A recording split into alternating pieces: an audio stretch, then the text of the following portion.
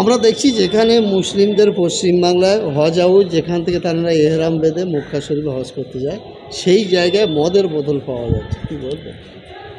খুব নিন্দনীয় এবং লজ্জাজনক যে একটা পবিত্র একটা জায়গা যেখান থেকে হজের সমস্ত কার্যক্রম পরিচালনা হয়, সারা বাংলার হাজিরা যেখানে একত্রিত হন এবং থাকেন এবং পবিত্র জায়গায় হজ করার জন্য পবিত্রভাবে, ইসলাম ধর্মে কিন্তু মদ সম্পূর্ণভাবে নিষিদ্ধ এবং হারাম অ্যাকর্ডিং টু কোরআন এবং হাদিস, শরীয়তের মোতাবেকে একদম ওটার কোনো জায়গা নেই।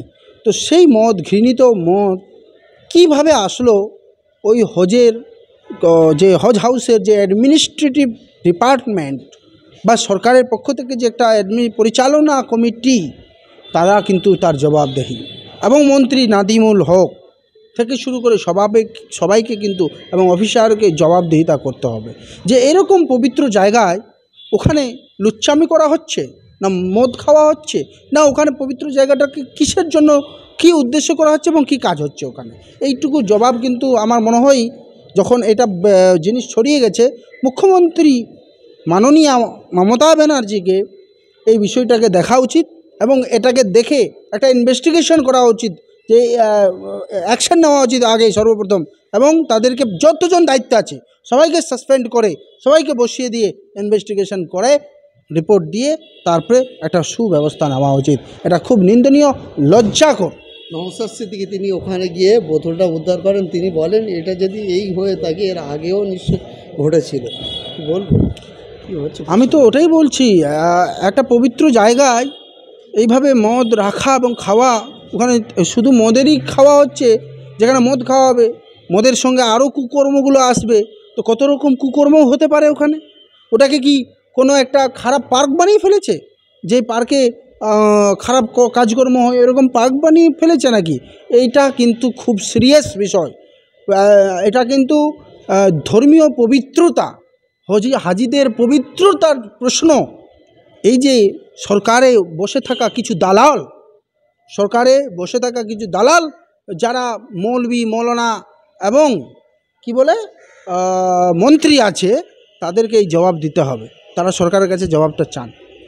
একদিকে হজ হাউসে দেখতে পাচ্ছি মদের বোতল পাওয়া যাচ্ছে, আর একদিকে দেখতে পাচ্ছি সিপিএমের প্রাক্তন বিধায়ক, বর্তমান তিনি বরিষ্ঠ নেতা, তিনি হজরত মোহাম্মদকে নিয়ে কটূক্তি করে বললেন যে এক হাতে হজরত মোহাম্মদ তরোয়াল আর এক হাতে কোরআন নিয়ে পৃথিবীর হাদিস নিয়ে পৃথিবীটাকে শাসন করতে চেয়েছিলেন। কী বলবেন এই কথা? শুনুন, আকাশে থুতু ফেললে থুতুটা কিন্তু মুখেই আসে। তো হজরত মোহাম্মদ সাল্লাল্লাহু তাআলা আলাইহি ওয়াসাল্লাম এমন পবিত্র মহামানব, শুধু মহামানব না, ওনার সম্পর্কে মুসলিম কি হিন্দু কি সমস্ত মনীষী, স্বামী বিবেকানন্দ, হিন্দু ধর্মের গুরু স্বামী বিবেকানন্দ থেকে শুরু করে গান্ধীজি পর্যন্ত, জওহরলাল নেহরু পর্যন্ত, এবং পশ্চিমা থেকে শুরু করে মুসলিমরা না, তারাও যা যা কমেন্ট করেছেন, যা যা বলেছেন, মানে বলেছেন যে ওনার সঙ্গে আমাদের, স্বামী বিবেকানন্দ নিজের বই লিখছেন, ওনার সঙ্গে আমার তুলনা হয় না। সেই প্রফেট মোহাম্মদ সাল্লাল্লাহু আলাইহি ওয়াসাল্লাম সম্পর্কে কুরুচিকর যদি মন্তব্য ইশারা করে থাকে, তন্ময় করেছে, তাহলে ওনার কথার আমি কেন বলছি ওনার কথার দাম নেই এখন। সিপিএম ওনাকে কিন্তু বের করে দিয়েছে, আপনারা বহিষ্কার। তো সিপিএমের নেতা তো নেই, এখন ছিল, হি ওয়াজ, পাস্ট হয়ে গেছে, এখন আর নেই। এবং আমি জানি যে আমাদেরই সাংবাদিক, আপনাদেরই সাংবাদিক, একজন সাংবাদিকা ওনার সঙ্গে কী রকম ব্যবহার করেছিলেন। তো এরকম দুশ্চরিত্রের লোক, যার নিজের চরিত্রের ঠিক নেই, তো উনি কার সম্পর্কে বলছেন, ওনাকে ভেবে দেখা উচিত। হ্যাঁ, তো ওনাকে কেউ সিরিয়াসলি নিচ্ছে না। আমার মনে করা উচিত সিপিএমকে আরও কড়া ব্যবস্থা নেওয়া উচিত, নিন্দা দেওয়া উচিত। আর উনি যদি মনে করেন যে না আমি ক্ষমা চাইবো, তো ক্ষমা চাওয়া উচিত। বামফ্রন্টের যে ধর্মনিরপেক্ষ, তারা বলে কোনো ধর্ম মানেন না, তাহলে কি বামফ্রন্টের, তিনি কিন্তু পার্টি থেকে বহিষ্কৃত হওয়ার পরে বলেছে, তাহলে কি ওনাদের যখন পার্টিতে থাকে তখন কিন্তু এই সেকুলারিজম, ধর্মনিরপেক্ষতার থাকে, আর যখন পার্টি থেকে বেরিয়ে যায় মনের কথাটা বেরিয়ে আসে, এরকম শুনেন, মনুস্মৃতি, মনুবাদিক সব জায়গায় আছে, ব্রাহ্মণিক্যাল থিঙ্কিং সব জায়গায় আছে। জাতিবাদী লোকেরা সব জায়গায় আছে। জাতিবাদী কারা? আমার একজন কালিগ অ্যাডভোকেট, উনি কোনো একটা অফিসে গিয়েছিলেন, ওনার নাম একটা ভালো নাম, দুটো নাম, একটা নামে বোঝা যাচ্ছে ইনি এসসি, আর একটা নামে বোঝা যাচ্ছে খুব সুন্দর নাম। বলছে এই নামটা ভালো থাকা ছিল, উনি আবার প্রাক্তন জজ, এই নামটা ভালো থাকা উচিত ছিল, কিন্তু এই যে পরের নামটা ভালো নেই, কেন? এসসি নাকি? তো এই ধরনের জাতিবাদী লোকগুলো এখনও আমাদের সমাজে, সংবিধান যদিও এই সমস্ত কিছু শেষ করে দেওয়ার কথা বলেছেন, আর সংবিধানে সারা ভারতবর্ষের মানুষ প্রতিজ্ঞাবদ্ধ, কিন্তু পার্টিগুলোতে এখনও কিছু জাতিবাদী লোকেরা, যারা দলিত, শিডিউল কাস্ট সম্প্রদায়কে দেখতে পারেন, আর মুসলিম তো বাদ দেন, মুসলিম তো মনে হচ্ছে শ্লেচ্ছ।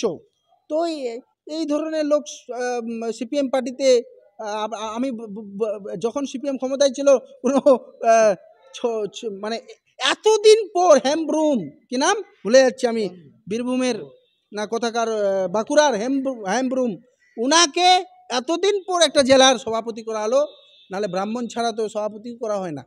এবং সিপিএমে তো আপনি কোটা নেতা দেখুন না, সব তো ভট্টাচার্য, মানে সব তো ব্রাহ্মণ আছে। তো দলিতদের কি অধিকার দিয়েছে, এসসিদের কি অধিকার দিয়েছে সিপিএম? বড় বড় কথা বলে। সিপিএমের মৌলিক কোনো সিদ্ধান্ত নেই।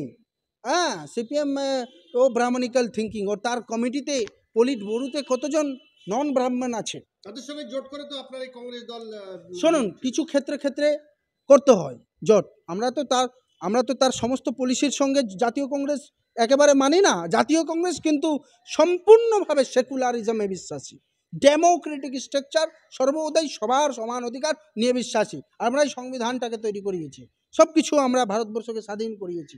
তো জাতীয় কংগ্রেসের যদি থিঙ্কিং আর সিপিএমের থিঙ্কিং একই থাকতো, তাহলে জাতীয় কংগ্রেস আলাদা পার্টি রাখতে হতো না, সিপিএমের সঙ্গে বিলীন করে দিত।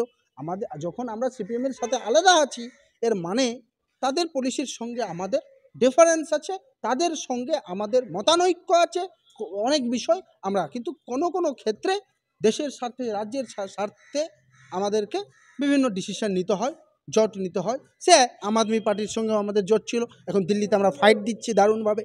এখন কেজরিওয়ালের অবস্থা টাইট, ও যা তা মিথ্যে বলে এসেছিল, এখন কেজরিওয়ালের অবস্থা টাইট। তো রাজনীতিতে হ্যাঁ, কিন্তু আমরা চরম সাম্প্রদায়িক। বিজেপির সঙ্গে তো জোট করিনি, করবো না, মমতা ব্যানার্জি করেছেন। আমরা দেখেছি তন্ময়ের এই ইস্যুতে রাজ্য তোলপাড়, বিভিন্ন সোশ্যাল মিডিয়ায় ঝড় উঠছে, তারপরেও সেই তন্ময় আবার বাইট দিচ্ছেন। তিনি বলছেন যে কথা আমি বলেছি সেটা আমি সঠিক বলেছি, যারা এটা বলছে তারা হাদিস জানেন। কি বলবেন? উনি বলতে চেয়েছেন যে ইসলাম তরবারির জোরে, এবং কিসের জোরে বলছেন? এক হাতে হাদিস এবং এক হাতে তরবারের জোরে বিশ্বকে শাসন করেছে হযরত মুহাম্মদ সাল্লাল্লাহু আলাইহি ওয়াসাল্লাম। দেখুন, শাসন একটা শাসন ব্যবস্থা একটা আলাদা জিনিস, শাসন করা আলাদা জিনিস, আর ধর্মীয়ভাবে কাউকে ধর্মে পরিবর্তন করা। উনি কি বলেছেন যে ধর্ম কনভার্সন করেছে?